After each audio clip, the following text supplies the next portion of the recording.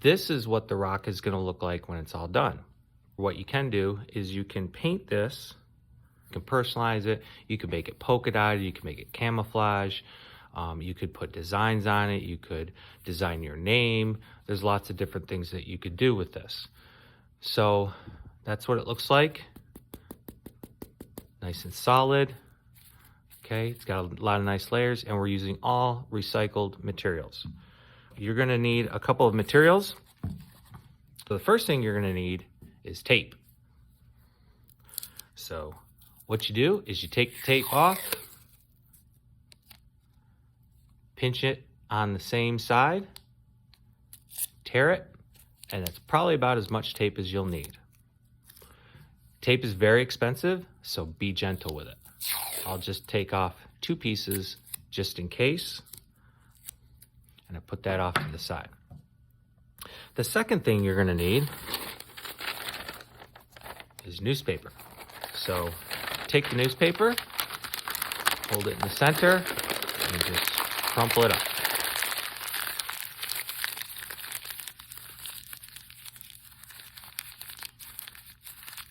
Nice, crumpled into a ball.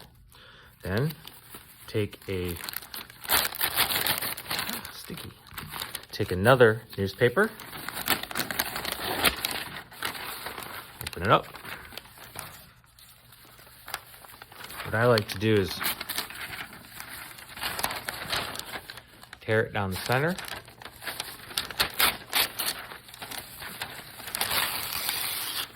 Just like that. See where it's folded? Place this in the center. Wrap this around it. Like that. And crumple it up. Take the other half. Open it out. Place it in the center.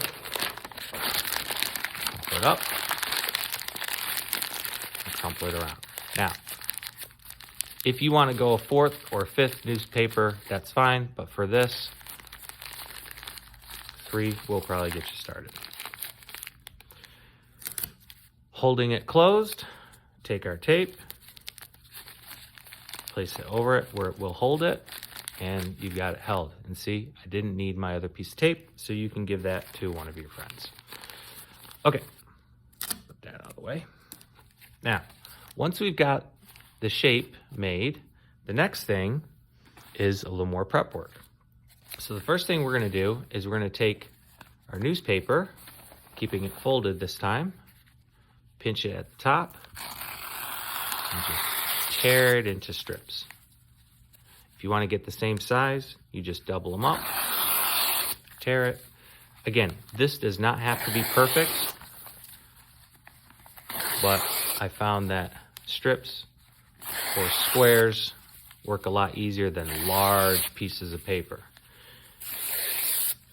If you skip this step and try to skip this step, you're going to find out later when your hands start getting all wet from the paper mache, and you're not going to want to go back and forth between tearing paper up and wiping your hands off, because you need dry hands for this. So what I take it now, I just take the whole thing, or you could take a piece by piece and just tear it into smaller strips. Maybe give that to a neighbor. You're probably not going to need that, but it's there if you need it. So there's my paper strips off to the side. Got my paper rock form. And now I'm going to take the paper towels. A little bit tougher to tear with this, but let's see how it goes. Yep. So tear it, rough strip, and then this one I am going to tear down into smaller square pieces,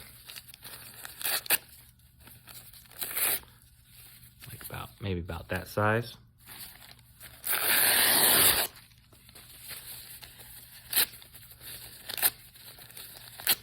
So you're going to be doing all this prep work ahead of time, because the last thing we want to do is get our hands wet with the paper mache and then have to keep drying them off to go back to the paper. So make sure you have all your strips all ready first. So there we go. So I got my newspaper, got my paper towels. I got to do one more thing. You're going to get one sheet of tissue paper, the big sheet. So I fold it up. And this one, again, tear it into strips. You're going to need a little more tissue paper than you would the newspaper or the paper towel, because this is pretty clear and it's going to be see-through. So you're going to have to add a couple layers of this tissue paper at the end. So there's my tissue paper. Put that off to the side. Okay. So I've got 3 piles, and if I want to put them in order, I can put them in order, which I'm going to do, and that way I can just pick from them, and it's a lot easier. The next thing is you're going to need paper mache. So this paper mache is Elmer's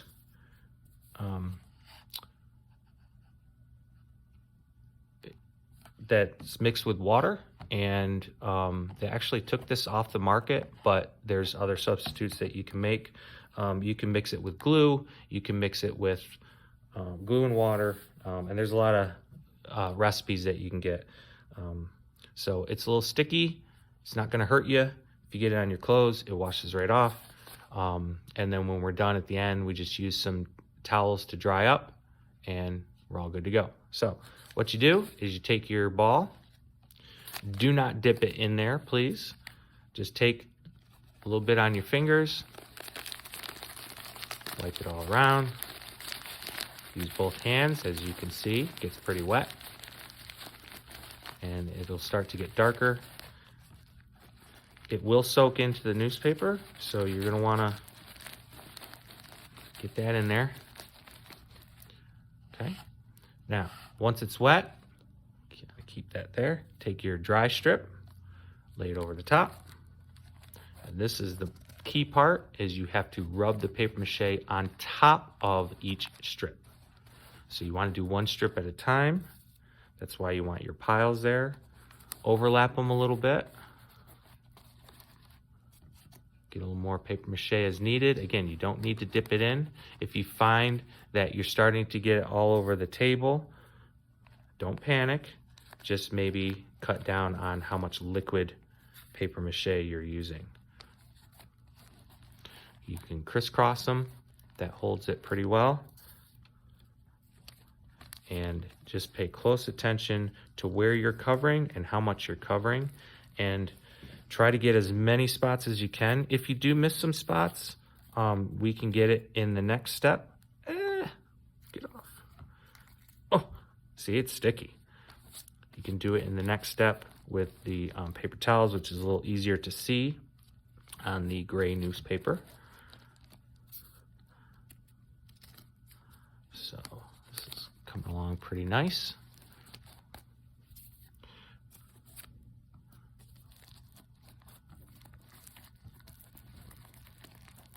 Now, once you've got it all covered, I think I covered every spot. And if I didn't, that's okay. I'll get it on the next layer. So it's still wet. Now you're going to go to your paper towels. See, I didn't need a lot of newspaper either. So I kind of made more than I needed, which is okay. Then we can just let some other kids use it. There you go.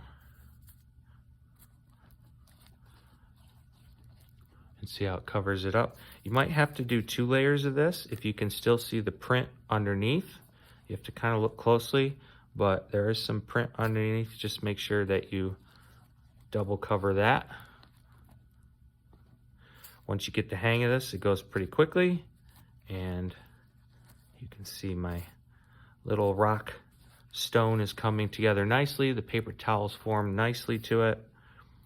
And again, don't need a lot of paper mache at this point because it's very wet.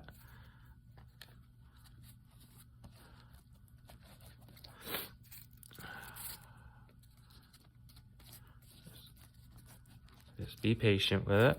It takes time. that this is a little bit longer video, but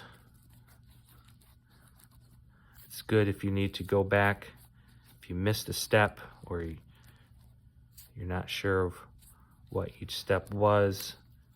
Just dry your hands off and go back and review it. You probably won't want to be touching your computer or your iPad when your hands are wet. So all I'm doing here is I'm just going back over and covering any part that I think might show through on the next layer. Any part that's inked, oops, keep it in frame, and just cover it as much as I can.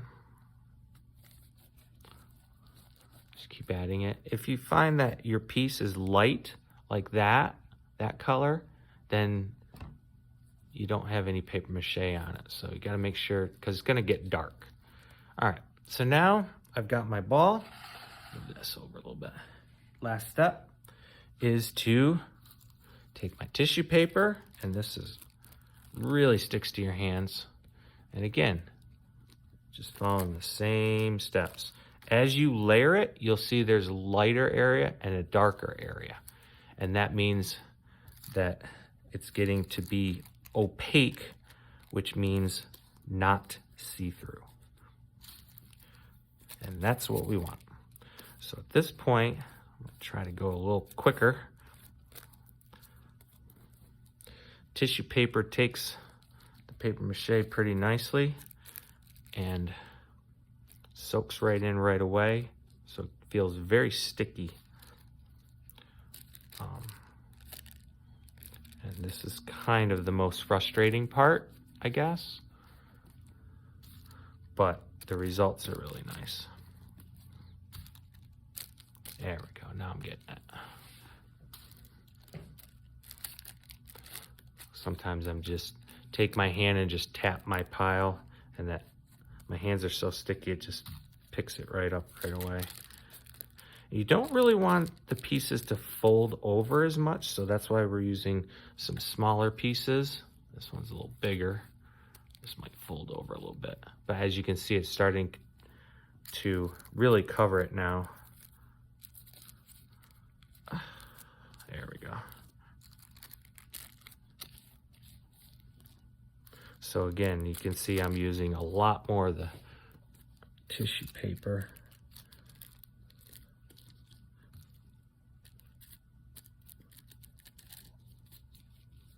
I'm really trying to use as much of the paper mache that's already on my fingers rather than dipping my hands in each time, because it's still pretty wet. But every once in a while, you might just need a little bit added on there. You don't have to press together too hard. You don't want to mush your rock. There we go. See where it's a little darker? So that's the paper towels that are showing through. So I want to add a couple layers to that.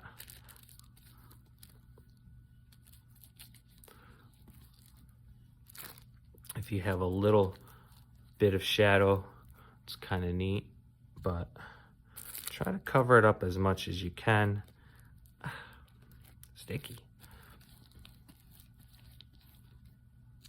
And really smooth it out. And stuck to my fingers.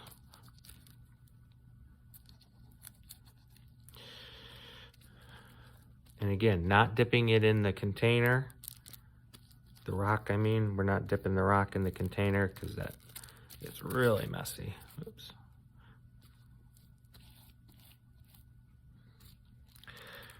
I do have brushes. Brushes are fine if the stuff on your hands is getting a little overwhelming and a little too much. You can do it with a brush. I just think it takes a lot longer with a brush. And I like actually touching it with my hands. But I understand some people don't like that, so you can always use a brush to brush it on. There we go. So it looks like it's really starting to make a nice solid color there. Again, adding a couple layers, and this will also strengthen your paper mache. Nice and solid, okay? And that's it. So when you're done with this, then if you want to try some other forms, you can. There's lots of different things you could do. You could do something like a longer form like that. And think about how that's being made. You could make something like this, where it's like you have the form and then add some other pieces on here, tape them in there, and then cover it all. You could do that. This is actually made with paper pulp, which is really solid, but you could turn that into a creature, something like that. Or if you want to go larger, whoops, you could do something like this, where it's just an abstract forms put together. Each part is taped together and then covered.